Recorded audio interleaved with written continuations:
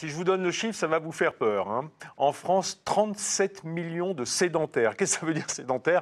On ne parle pas de ceux qui sont fixés pour vivre, on parle de ceux qui ne se bougent pas tellement, qui ne font pas de sport, hein, qui restent un peu vissés dans le canapé. 10 millions de malades chroniques pris en charge en affection de longue durée, hein, ce qui est les fameuses ALD, un chiffre qui coûte très cher.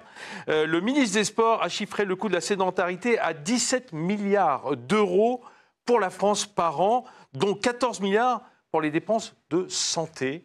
Et donc, on va se pencher sur le problème. Faut-il en arriver au sport sur ordonnance? Alors, Gatien Le Tartre, d'abord, parlez-nous de ce que c'est que la société Trainme, votre société. Alors, la société Trainme a pour objectif de faciliter la pratique sportive et le bien-être de nos concitoyens. Et donc, on a un réseau de professionnels de sport, comme des coachs sportifs, des professeurs de yoga, des professeurs de pilates et des professeurs aussi spécialisés du sport santé. On en a plus de 1000 sur toute la France et on fait au quotidien des cours de sport pour ces personnes-là. On organise environ 5000 cours par semaine à travers toute la France. Alors, lorsqu'on parle de sport sur ordonnance, quelle réalité ça recouvre? Ça changerait votre vie, vous, en tout cas, la vie de votre société, si on pouvait prescrire, en fait, du sport. Alors oui, déjà, effectivement, le sport ordonnance fait partie intégrante du sport santé. Ça vient du décret de mars 2017. Et effectivement, pour l'instant, le sport sur ordonnance a été un grand effet d'annonce, mais pas beaucoup de mise en pratique. Il y a quelques activités locales, mais très peu de mise en pratique globale, notamment auprès de la sécurité sociale.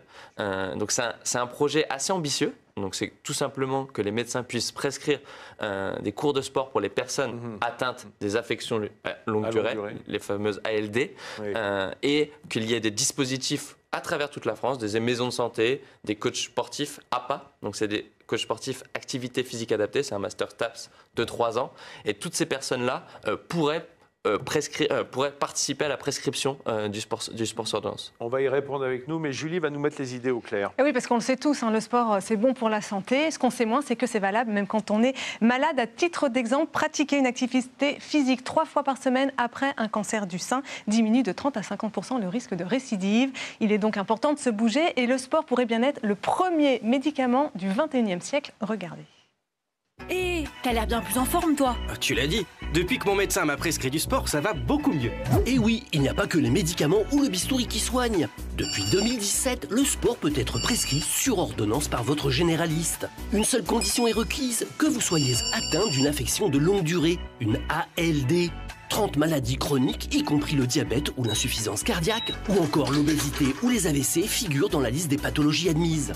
Contrairement à ce qu'on a longtemps pensé, trop de repos et donc pas assez d'activité physique, c'est mauvais pour la santé du malade. Se bouger peut permettre d'éviter les médicaments, par exemple en cas de diabète ou de cholestérol. Et pour les patients atteints d'un cancer, cela les aide à supporter les traitements. Alors, vous vous voyez déjà faire le beau dans la plus belle salle de sport à l'œil? Eh ben c'est pas gagné, car il faut le savoir, la sécurité sociale ne rembourse pas le sport sur ordonnance. Mais renseignez-vous auprès de votre agence régionale de santé, l'ARS, 80 dispositifs de sport santé qui proposent des séances gratuites ont été mis en place partout en France. C'est le cas à Strasbourg, Paris, Biarritz, dans le Cantal, en Franche-Comté, etc. À noter aussi, certaines mutuelles offrent une prise en charge. Et même pas remboursé, le sport sur ordonnance, ça marche.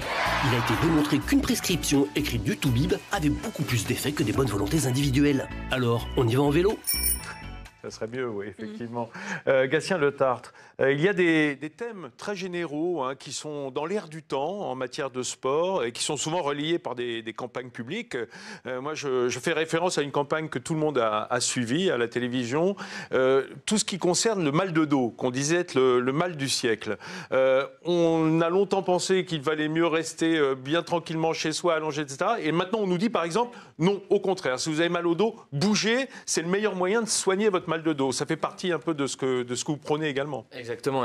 C'est ce que nous, on prône et c'est effectivement limiter les risques de mal de dos. Donc vraiment dans la prévention de tous ces problèmes, effectivement le mal de dos est le mal du siècle, avec de l'activité physique régulière, encadrée ou non, mais l'objectif c'est vraiment de faire bouger les gens et le sport ordonnance c'est une petite partie, mais le sport santé est beaucoup plus large justement pour prévenir les risques comme le mal de dos et éviter la sédentarité qui coûte très très cher.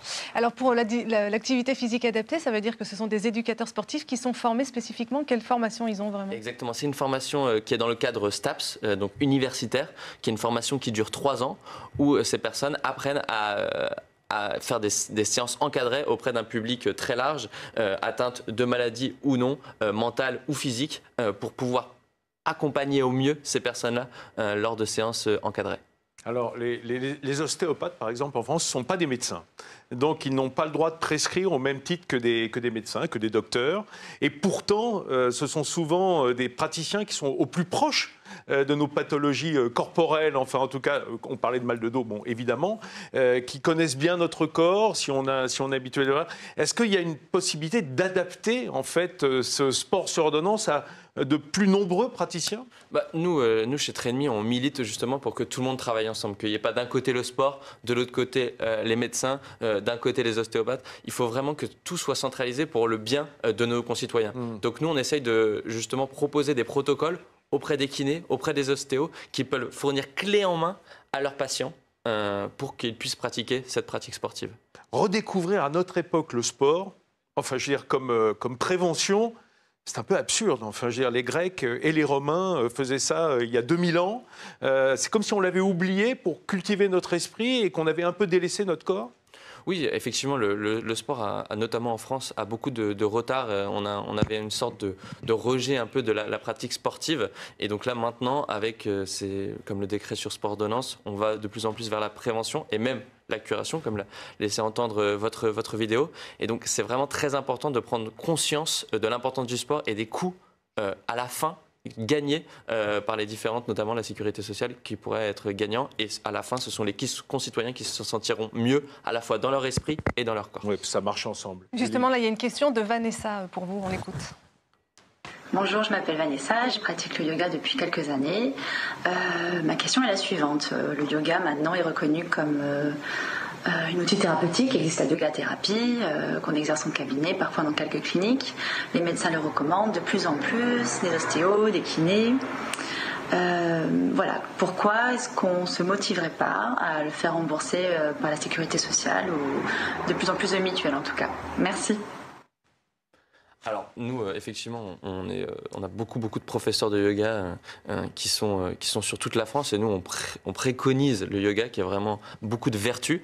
Alors, honnêtement, la sécurité sociale est très loin d'être en adéquation à rembourser le yoga.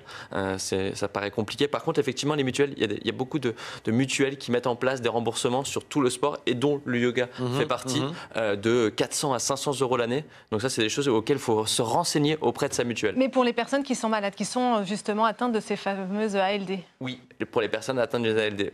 Pour l'instant, malheureusement, le décret concerne que ces personnes. Oui, c'est quand même 10 millions de personnes en France. Donc une personne un premier sur 7. pas, hein, de toute façon, vers un enseignement plus large du sport.